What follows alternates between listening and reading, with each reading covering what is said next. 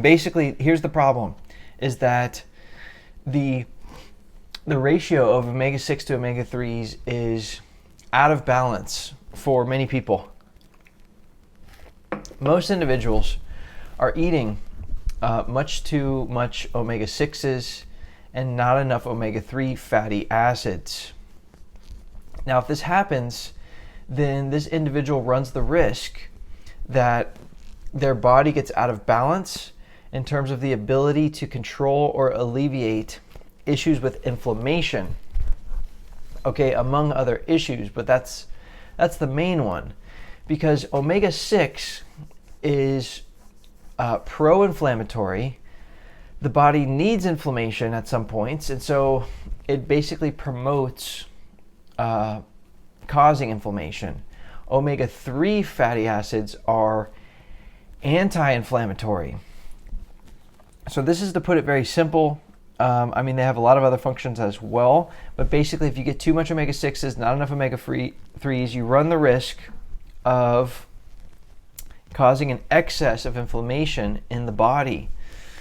And if you look around, I mean, at the general public and humans, it seems like most people could use some help getting relief from inflammation, anti-inflammatory help. And they don't need help to cause extra inflation. Inflammation. And so, yeah, I mean, it only makes common sense that this type of imbalance could create a big problem in the public. And here's the thing, is that if you look around, for example, if you look at the United States,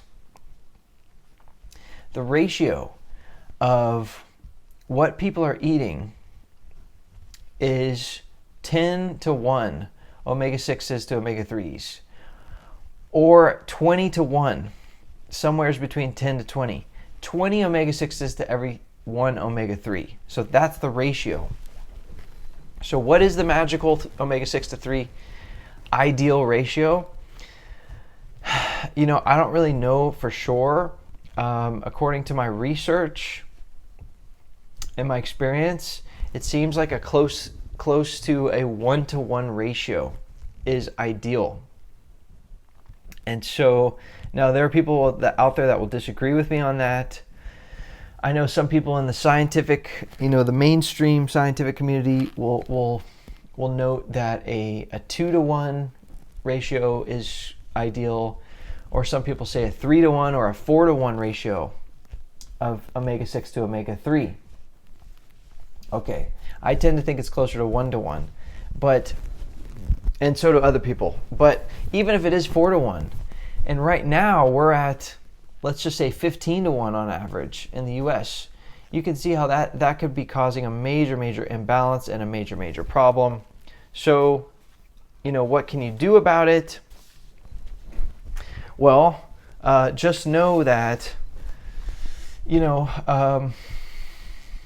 there's two sides of the equation. So, and unfortunately, it's not enough to just add in omega-3s if you're not going to reduce the number of omega-6s that you're eating. If you're eating excessive amounts of omega-6s, just know that the same enzyme in your body is going to break down both of them.